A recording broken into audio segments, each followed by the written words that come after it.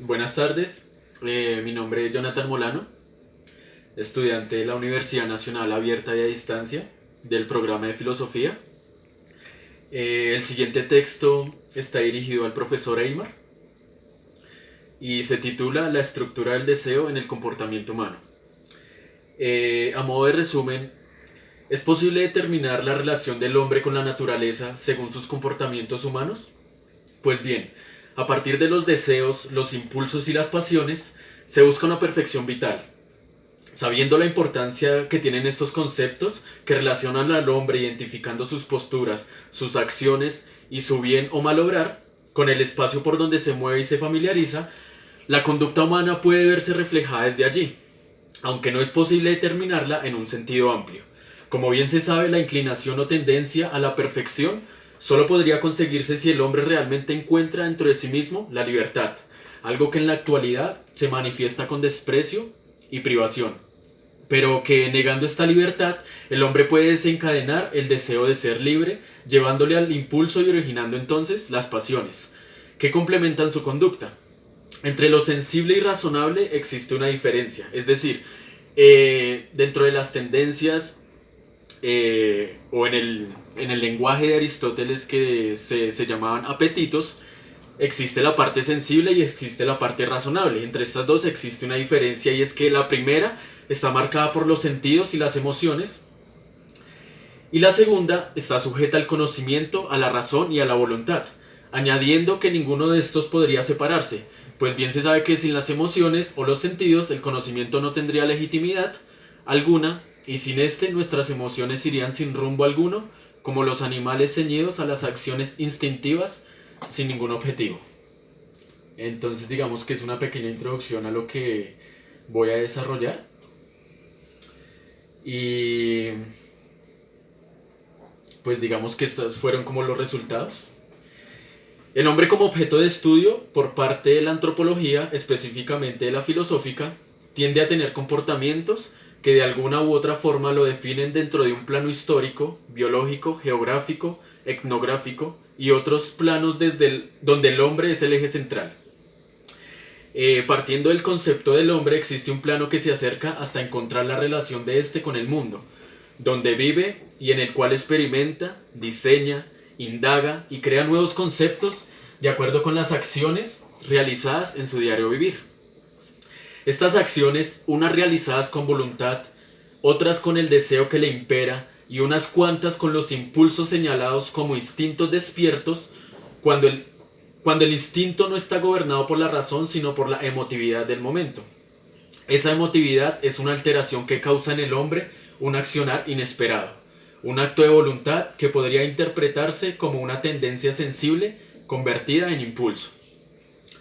A partir de los conceptos mencionados anteriormente es importante saber que el hombre está gobernado por las tendencias, concepto que traducido al lenguaje aristotélico es apetito, como lo había dicho anteriormente. Un ejemplo claro de tendencia en el hombre es su porvenir. Cuando pasa el tiempo, la etapa de desarrollo físico empieza hasta llegar a su vejez total.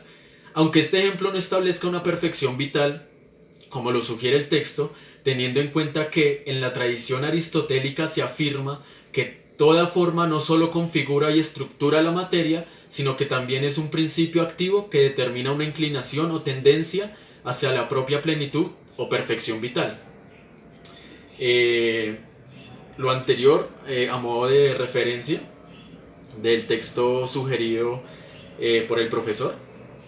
Entonces, teniendo en cuenta esto, no conllevaría entonces a una perfección vital. Sin embargo, el porvenir del hombre es de cierta manera una inclinación, aunque de ello él no esté consciente. Estos apetitos o tendencias se dividen en dos especialmente, en el apetito natural y el ilícito. El natural es lo que se consigue de acuerdo con su instinto, un obrar o ejecutar de manera libre sin pensar el objetivo del por qué lo hace. Es algo intrínseco, no requiere algún conocimiento previo para poderse realizar. En cambio, el apetito ilícito actúa de acuerdo con un conocimiento previo, un conocimiento sensible o racional, donde interviene la voluntad. Un ejemplo de este tipo de apetito está en la satisfacción del cuerpo, digamos con la comida, con cierto tipo de cirugías, en muchas ocasiones también por los tatuajes, aún sabiendo que con las cirugías en muchos casos terminan siendo perjudiciales para la salud. Esto es lo que, digamos, se definiría también como apetito sensible. De acuerdo con lo anterior, puede inferirse que el conocimiento sensible está relacionado con los sentidos y, como lo había dicho en el resumen, con la parte emocional. Teniendo en cuenta lo que la antropología propone, o mejor, quiere alcanzar, que es interactuar de cerca con los comportamientos del hombre y su alrededor, la parte emocional es uno de los conceptos que más caracteriza al hombre. Pues los sentidos, al ser alterados por un mínimo de sensaciones, tiende a tener acciones que van desde la agresividad a la pasividad y nostalgia. Esto dependiendo del espacio y tiempo donde se vean alteradas las emociones. Con lo anterior, es importante señalar el concepto de instinto en el hombre, que como tendencia es un accionar donde los sentidos intervienen con relación al momento. De cierta manera, el hombre se diferencia de los animales por ciertos comportamientos donde el instinto animal está planificado para actuar conforme a las situaciones sin saber a dónde llegará y por qué lo hace.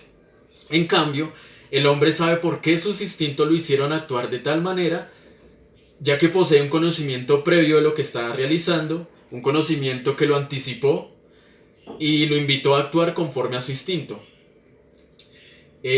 A modo de referencia, existen ciertas afluencias que relacionan las acciones de los animales y el ser humano, tal como lo menciona López en el libro sugerido.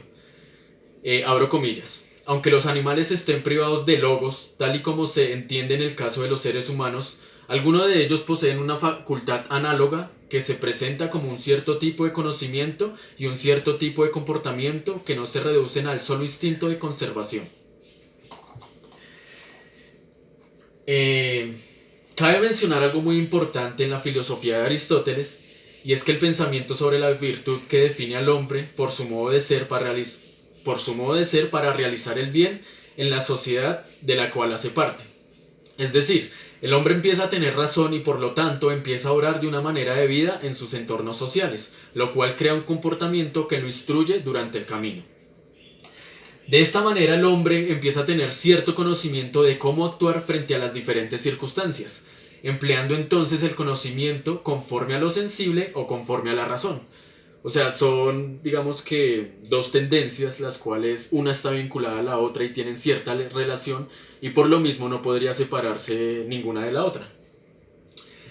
De acuerdo a lo que es la tendencia a lo sensible y la tendencia de lo razonable, ya crea un hábito en sus instintos, permite que la persona los controle y los eduque para posteriormente actuar de una manera, digamos, teniendo en cuenta la parte sensible, la parte emocional y la parte racional. Pero ¿cuál ha de ser el cimiento para despertar los instintos? Teniendo en cuenta los conceptos de conservación y reproducción tanto en animales como el hombre, pues bien, los impulsos y los deseos son los dos precursores que permiten el desarrollo del instinto, entrelazándolo con los comportamientos innatos del hombre, pero entendiendo que si el hombre actuara con el instinto animal, ¿qué tipos de comportamiento lo definiría?